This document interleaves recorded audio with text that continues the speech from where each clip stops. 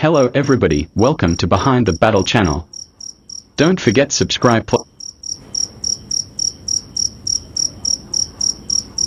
China is one of the world's oldest civilizations, emerging more than 1,000 years before the Common Era, meaning it has existed for over 3,000 years before our modern times. Yet, despite its ancient roots, the China we know today as a global superpower had to endure a long and difficult journey. Once the world's fourth largest country by area, China was at one time among the poorest nations, plagued by devastating civil wars and internal strife. In the 19th century, while Western countries flourished through the Industrial Revolution, China faced a deep and steady decline. Under the Qing dynasty, the country encountered severe internal problems and increasing pressure from foreign powers. Within China, reform movements called for change in governance, while from outside, China faced relentless invasions, particularly from the West. In 1840, tensions escalated into open conflict between the Qing dynasty and the British Empire. After Chinese authorities cracked down on the opium trade and destroyed large quantities of British-owned opium, Britain retaliated with military force, sending tens of thousands of troops into China. After over 2 years of fighting, China suffered a humiliating defeat. The Qing government was forced to cede Hong Kong to Britain, open several key ports to Western trade, and grant foreign citizens the right to live under their own laws rather than Chinese law. In effect, China lost much of its sovereignty over its own trade, foreign relations, and internal affairs. The decline continued. In 1895, after losing the First Sino-Japanese War over control of Korea, China was forced to retreat from the Korean peninsula. On top of that, it had to pay heavy reparations to Japan and cede Taiwan and parts of Manchuria to Japanese rule. By 1908, the Qing dynasty was in complete disarray. Following the death of the emperor, the throne passed to a mere 3-year-old boy, Emperor Puyi, who would become the last emperor of China. China's repeated defeats, especially the embarrassing loss to Japan, a country once considered far smaller and less powerful, sparked widespread anger among the Chinese people. Many, especially among the ethnic Han majority, viewed the Manchu-led Qing dynasty as traitors who had sold the country out to foreign powers. As resentment grew, numerous uprisings and revolutionary movements erupted, some targeting foreigners, others aiming to overthrow the Qing regime altogether. One of the most significant revolutionary leaders was Sun Yat-sen. Born in Guangdong province, Sun was heavily influenced by Western education. He left China at the age of 13 to study in Hawaii, later becoming a Christian and pursuing medical studies at a British university in Hong Kong. However, Sun Yat-sen soon abandoned a medical career to focus entirely on revolution. He firmly believed that China's only hope for the future lay in toppling the Qing dynasty and establishing a republic based on democratic principles, while also modernizing the economy and technology by following Western models. Sun Yat-sen developed a political philosophy centered on the 3 principles of the people. 1. Nationalism, China for the Chinese, free from foreign domination. 2. Democracy, power in the hands of the people. 3. Social welfare, focusing on the well-being of the population. Throughout his revolutionary activities against the Qing, Sun spent most of his time in exile, living and organizing support from abroad, particularly in Japan, Britain, and the United States. In October 1891, in the city of Wucheng, a revolutionary group closely aligned with Sun Yat-sen rose up in rebellion, eventually seizing control of the entire city. News of their success quickly spread across the country, inspiring many local and provincial officials to declare independence from the Qing dynasty. Even many Qing military units defected and joined the revolutionary forces. In response to the growing crisis, the Qing emperor appointed the famous General Yuan Shikai as prime minister, hoping he would suppress the rebellion. However, after gaining power, Yuan secretly negotiated with Sun Yat-sen's revolutionaries. Under Yuan's pressure, the emperor was eventually forced to abdicate, leading to the collapse of the Qing dynasty and the establishment of a new republic on February 12, 1912. Yuan Shikai assumed the role of president of the new Republic of China. Prior to this, on January 1, 1912, Sun Yat-sen and his revolutionary group had already proclaimed the founding of a republic, with Sun himself serving as provisional president. However, at that time, the Qing dynasty had not yet been fully overthrown. It wasn't until February, when the emperor officially abdicated, that the monarchy was permanently dismantled, largely due to Yuan Shikai's influence and military strength. Recognizing Yuan's vital role in the revolution and his strong military power, Sun Yat-sen agreed to step down after just over 2 months in office, handing over the presidency to Yuan Shikai. Yuan was formally sworn in as president on March 10, 1912.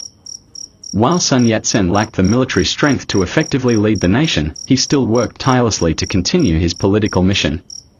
On August 24, 1912, he founded the Kuomintang, or the Chinese Nationalist Party, envisioning it as a major force to counterbalance Yuan Shikai's growing authority. In December 1912, China held its first-ever parliamentary election in its 2,000-year history. Despite lacking democratic experience, the election proceeded smoothly. Sun Yat-sen's Kuomintang won a decisive victory over all rival parties, including Yuan Shikai's own political factions. However, tragedy soon struck. Song Jiaran, a key Kuomintang leader who was expected to become prime minister, was assassinated while waiting to board a train from Shanghai to Beijing. Although the assassin was never officially identified, numerous clues pointed to Yuan Shikai's involvement. Outraged, Sun Yat-sen and his followers accused Yuan of orchestrating the murder.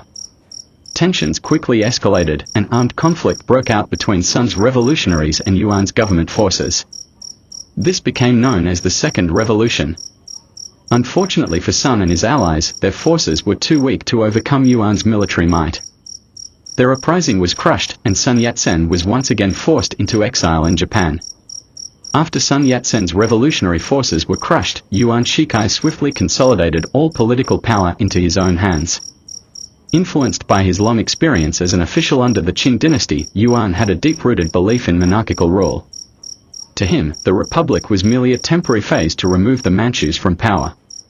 Once the Qing dynasty fell, Yuan believed that the revolution and the transitional republican government should end in order to restore political stability. In Yuan Shikai's view, only a monarchy could guarantee lasting stability. After all, China had been ruled under imperial systems for thousands of years, and the people were accustomed to living under such a structure. Thus, in December 1915, 4 years after the fall of the Qing dynasty, Yuan Shikai proclaimed himself Emperor of China. China, for the first time since the revolution, returned to an absolute monarchy. However, contrary to Yuan's expectations, his move was met with almost universal opposition. Aside from a few of his loyal officials, hardly anyone supported his attempt to revive the monarchy. Revolutionary movements erupted across the country, and many of Yuan's former supporters turned against him. Facing overwhelming resistance, Yuan Shikai was forced to abandon the monarchy. On March 22, 1916, he announced the dissolution of the imperial government and stepped down from his position as emperor, resuming his role as president of the republic instead. However, the damage had been done. His enemies refused to accept his leadership, demanding his full resignation. Weakened and isolated, Yuan Shikai died of illness on June 6, 1916, barely 2 months after abandoning his imperial ambitions. After his death, his former generals fragmented into rival warlords, each seizing territory for their own gain. China descended into chaos, with no central government strong enough to unify the nation. The central government in Beijing held authority only over the capital itself. This chaotic period, known as the Warlord Era, lasted for more than a decade, from Yuan's death in 1916 until 1928, when the Nationalist Party, Kuomintang, finally regained control. By then, leadership had passed to Chiang Kai-shek, who succeeded Sun Yat-sen following Sun's death from liver cancer in 1925.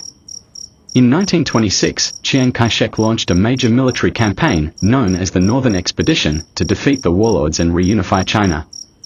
By 1927, Chiang's forces had captured large parts of China, including Nanjing, once the capital during the Ming dynasty, and the crucial commercial hub of Shanghai. As victory drew closer, Chiang Kai-shek turned against his former communist allies. In April 1927, he launched a violent purge against communists, starting in Shanghai. In what became known as the Shanghai Massacre, thousands of communists were arrested and executed by Chiang's forces on April 12, 1927. Following the initial purges, the campaign to eradicate communists quickly expanded beyond Shanghai into other regions. Altogether, over 30,000 communist leaders, members, and sympathizers were killed. During the clashes with Chiang Kai-shek's forces, the surviving communists fled the cities, retreating into the countryside where they launched a new revolutionary movement. Meanwhile, Chiang Kai-shek declared the establishment of a new government, the Republic of China, in 1928, with Nanjing as its capital. Chiang himself assumed the role of president. From 1928 to 1933, under Chiang's leadership, China witnessed the restoration of national unity and territorial integrity. Areas previously under foreign control were reduced by nearly half. At the same time, China's modern industries began to flourish, and the economy grew, though this growth was largely confined to the major cities. While the cities experienced development, rural populations suffered from widespread unemployment. Within the government, officials became increasingly corrupt and inefficient, many treating their workplaces more like coffee houses where they spent their days gossiping, reading newspapers, and wasting time rather than serving the public. Citizens seeking basic government services, such as document approvals, often faced delays stretching for years, as bureaucrats treated public matters with indifference. Ironically, many officials who had once been poor revolutionaries during the 1911 overthrow of the Qing dynasty had now become wealthy elites under Chiang's regime. Some built grand mansions, while others spent long vacations with their families in modern, Western-style cities like Shanghai. Moreover, government positions were increasingly reserved for the children and relatives of high-ranking officials. Ordinary youths had little chance of entering public service, and the Chinese people's hope in democratic ideals gradually faded. Despite generations of leaders promising change since the 1911 revolution, the reality had hardly improved. Before long, China once again descended into civil war, this time between Chiang Kai-shek's Kuomintang government and the communist revolutionary movement led by Mao Zedong. Mao, heavily influenced by Marxist-Leninist theory, became a formidable leader. A devoted student of Sun Tzu's military strategies and an avid reader of Romance of the Three Kingdoms, Mao crafted his own revolutionary military tactics, famously known as guerrilla warfare. He coined a slogan for his troops: when the enemy advances, we retreat; when the enemy camps, we harass; when the enemy tires, we attack; when the enemy retreats, we pursue. Through brilliant leadership and tactical ingenuity, Mao effectively resisted assaults from numerically superior and better-equipped forces, eventually rising to become the most influential figure within the Chinese Communist Party. By 1935, communist membership was growing rapidly, while Chiang's military forces continued to weaken, despite receiving substantial aid from the United States. Rampant corruption plagued the nationalist army, with officers inflating troop numbers, sometimes nearly doubling the real figure, to siphon off resources. High-ranking military officials frequently exploited their subordinates, further undermining morale. During Japan's invasion of China, Chiang Kai-shek showed little urgency in responding, prioritizing the suppression of Mao's communists instead. This stance infuriated the Chinese public, who accused him of betraying the nation and selling out to Japan. In contrast, Mao's communist forces prioritized resisting Japanese aggression, winning the hearts and loyalty of many Chinese citizens. In 1939, when World War II erupted, China was divided into three main regions. The eastern part was under Japanese occupation, while the west and south were controlled by the nationalist government forces. Meanwhile, the communists held only a small territory in the north. Officially, the nationalists under Chiang Kai-shek and the communists led by Mao Zedong were allied against the Japanese invasion. However, this alliance was more a matter of convenience than genuine unity, existing largely in name only. In reality, the nationalists and the communists were bitter enemies locked in a struggle for power. By the time of World War II, the Chinese Communist Party had grown to command an army of over 2 million troops and govern territories with a population exceeding 100 million people. Mao Zedong ruled these areas through a combination of strict discipline and ideological indoctrination. On the one hand, harsh punishments awaited anyone who showed disloyalty to the party. On the other, intense propaganda campaigns encouraged the people to sacrifice personal interests for the party and the state. Mao's leadership, coupled with his military and political strategies, helped his forces become more agile and effective against the Japanese, winning widespread support among the Chinese population. Tens of thousands of young people were inspired to join the communist movement. In contrast, Chiang Kai-shek's nationalist forces, though much larger in number and heavily supported by the United States, were plagued by serious issues. Leadership positions within the army were often awarded based on political loyalty rather than merit. Corruption was rampant, many officers inflated troop numbers to pocket extra supplies or sold military rations on the black market, leaving frontline soldiers desperately short of food and equipment. As a result, the morale of Chiang's forces deteriorated sharply. Observers noted that many nationalist soldiers died not from enemy bullets, but from starvation and disease. Even high-ranking American officers, despite their country's alliance with the nationalists, criticized Chiang Kai-shek for prioritizing personal power and internal battles against the communists over resisting the Japanese invasion. After Japan's defeat in 1945, the United States grew increasingly concerned about the possibility of a renewed civil war between the nationalists and the communists. In an effort to prevent this, the U.S. sent General George Marshall to China to mediate between the two sides. However, the mission ultimately failed, and by 1947, civil war had broken out on a massive scale. Although American leaders had deep reservations about Chiang Kai-shek's leadership, they continued to funnel billions of dollars in military aid to his government, desperate to prevent China from falling under communist control, especially as Mao's forces were receiving support from the Soviet Union. If we examine the balance of power at the start of the Civil War, the nationalist government had clear numerical and material advantages. They fielded over 4 million soldiers, more than 4 times the size of the communist forces, and possessed superior heavy weaponry, largely thanks to American aid. Yet, despite these advantages, the nationalist army, plagued by poor discipline and incompetent leadership, suffered defeat after defeat. In 1948, Mao's forces captured Manchuria, taking prisoner over 400,000 of Chiang's best troops, along with their modern weapons. Just months later, another nationalist army of around 460,000 soldiers found itself encircled by communist forces. Fearing the devastating loss of more troops and equipment, Chiang Kai-shek even considered bombing his own besieged forces from the air. Learning of this plan, the encircled nationalist troops ultimately surrendered. From that moment on, the balance of power shifted decisively in favor of the Chinese communists. At the same time, Chiang Kai-shek's nationalist forces were rapidly weakening politically, losing much of the public support they once enjoyed among the Chinese people. Corruption had become widespread at every level of government, and Chiang's popularity plummeted, especially due to his failure to manage the economy. After World War II ended, hyperinflation ravaged China. By mid-1948, prices had soared 67-fold. In just the last 5 months of 1948, prices skyrocketed by more than 53,000 times, rendering the currency almost worthless, no better than scraps of paper. In April 1949, communist forces captured Nanjing, the capital of the Republic of China. Chiang Kai-shek's government and military fled first to Guangzhou, then to Sichuan, and finally retreated to Taiwan. Around 2 million government officials, soldiers, and their families accompanied him.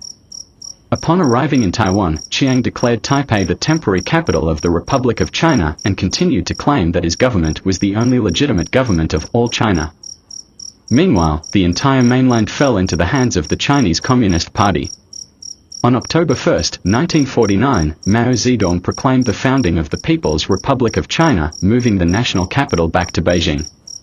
The communist victory was largely fueled by 3 currents of Chinese public sentiment. First, the deep-rooted anti-foreign nationalism that had grown since the Opium Wars in the 19th century. Second, resentment among peasants and lower classes against the landlords and elites. And third, widespread anger across all social classes over the corruption and incompetence of Chiang's government.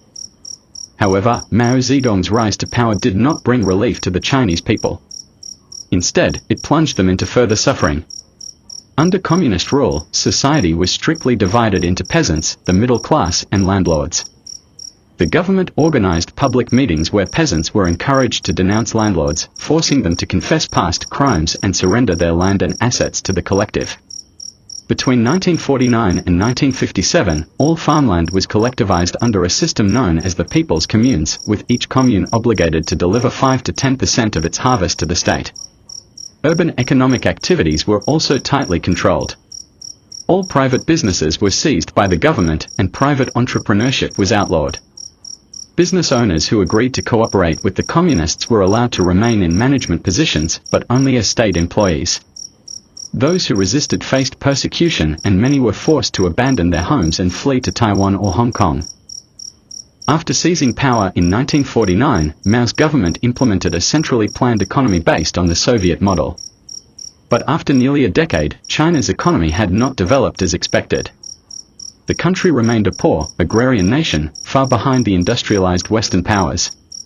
In 1958, Mao launched a radical campaign called the Great Leap Forward, aimed at transforming China into a modern industrial power within 15 years. The slogan was that China would surpass Britain and America within that time frame.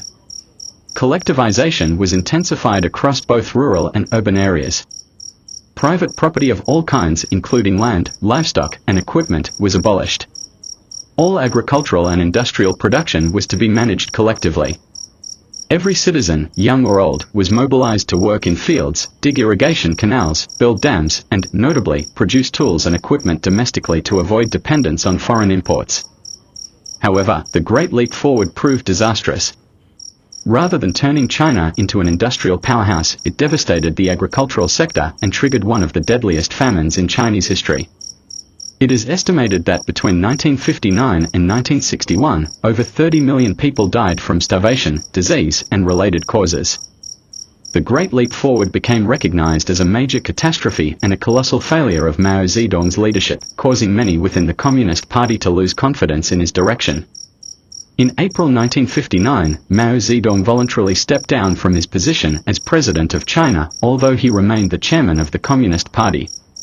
After resigning, he handed over the day-to-day governance of the country to the new president, Liu Shaoqi, and party affairs to Deng Xiaoping, who served as the party's general secretary. The new leadership quickly moved to moderate Mao's radical, Great Leap Forward policies. Communal dining was abolished, private farming was reintroduced, and the famine began to ease. As a result, the economy started to recover. These successes led to a sharp decline in Mao's influence within the party, and for the first time, some dared to openly criticize his radical initiatives. However, Mao was unwilling to relinquish power so easily. To regain control, he relied on two key allies, Lin Biao, the Minister of National Defense, and Jiang Qing, his wife and a former popular actress with a background in the arts. With support from Lin Biao, Jiang Qing, and other loyalists, Mao launched two major campaigns: first, a propaganda campaign glorifying his own image, and second, a ruthless political assault on Liu Shaoqi and Deng Xiaoping. Over the course of several months, Mao's supporters openly accused Liu and Deng of promoting capitalist ideas and leading China down a path that deviated from Mao's revolutionary vision. Deng Xiaoping's past mistakes, particularly his failures during the early 1930s in Guangxi, were publicly attacked. He was labeled a traitor who abandoned his troops on the battlefield. In the end, Mao's efforts were successful. By 1966, he had fully reclaimed his power. After consolidating his influence among the military and the youth, Mao launched a new movement in 1966, the Cultural Revolution. Its aim was to eradicate old cultural ideas and deeply ingrained traditions, which Mao claimed were taking root in schools, society, and even within the leadership of the Communist Party itself. Starting in 1966, all schools across China were closed, and an internal cleansing campaign within the party began. Liu Shaoqi was stripped of his position as president, imprisoned, and brutally tortured until his death in 1969. Deng Xiaoping was exiled to the countryside to live as a farmer, supposedly to reform himself through manual labor. Across the nation, groups of radical youths known as the Red Guards were given broad powers to search homes and identify anyone suspected of harboring foreign or counter-revolutionary thoughts. However, this unchecked empowerment soon spiraled out of control. The Red Guards began forming factions, fighting among themselves, and plunging the country into chaos. By mid-1968, as the situation threatened to escalate into a full-blown civil war, Mao ordered the military to crack down on the Red Guards.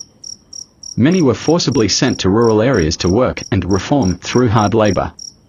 This wave of purges did not stop with the Red Guards. It eventually spread into the party leadership itself.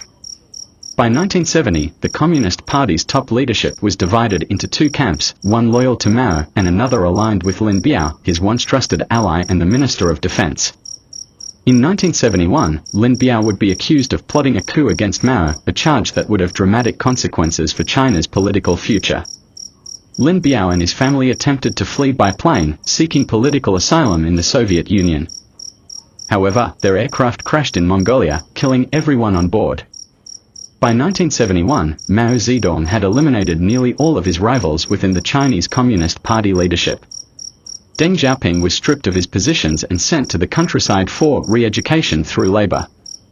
Meanwhile, the powerful military leader Lin Biao died in the plane crash while attempting to escape after being accused of plotting a coup against Mao. However, the intense power struggles of those years severely damaged China's economy. Although Mao focused heavily on political matters, especially purging the party to consolidate his personal power, he still harbored hopes of revitalizing the national economy. After securing near-total control, Mao shifted his attention towards economic recovery. Yet, he faced a serious challenge, a shortage of capable officials.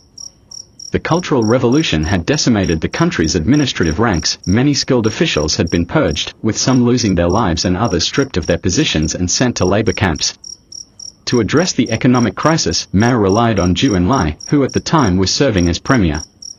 Zhou understood that economic recovery would not be possible without reinstating capable officials. Thus, in 1972, Zhou submitted a list of over 400 senior officials to Mao, requesting permission for their reinstatement. Mao quickly approved Zhou's proposal. However, when it came to one key figure, Deng Xiaoping, Mao remained hesitant. It was not until almost a year later, in February 1973, that Mao finally allowed Deng to end his re-education assignment in the countryside and return to Beijing. At that point, however, Deng Xiaoping was not immediately assigned to any official post. His political comeback faced strong resistance, particularly from Mao's wife, Jiang Qing, and her close allies, three powerful figures collectively known as the Gang of Four. They persistently attacked Deng in order to block his return to power. Thanks to Zhou Enlai's support, Mao gradually began to trust Deng again, assigning him some responsibilities step by step. By 1974, as Zhou fell gravely ill with cancer, Deng was appointed vice premier and tasked with overseeing daily government operations in Zhou's place. In January 1976, Zhou Enlai passed away, dealing a heavy blow to Deng Xiaoping. Following Zhou's death, the Gang of Four intensified their attacks on Deng. In April 1976, during the Qingming Festival, a large group of Zhou supporters gathered at Tiananmen Square to mourn his passing and criticized the authorities for failing to honor Zhou properly.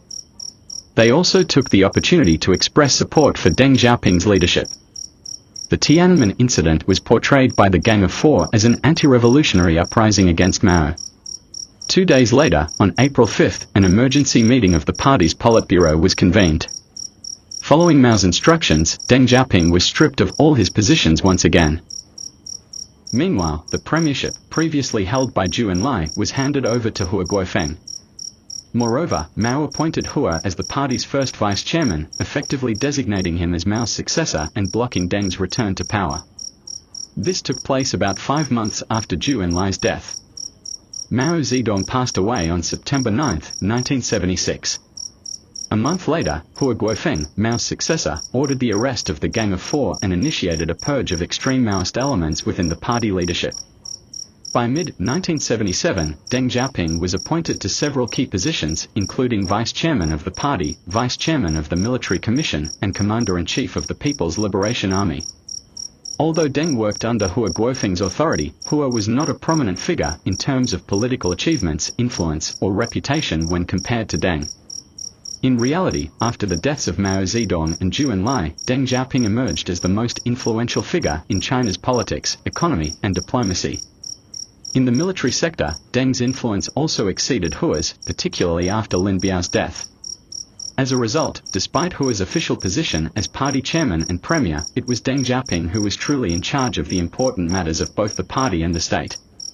In fact, Deng had effectively become the paramount leader of the People's Republic of China without any formal title. He was neither president nor premier, nor party chairman, his only official role was vice chairman of the party.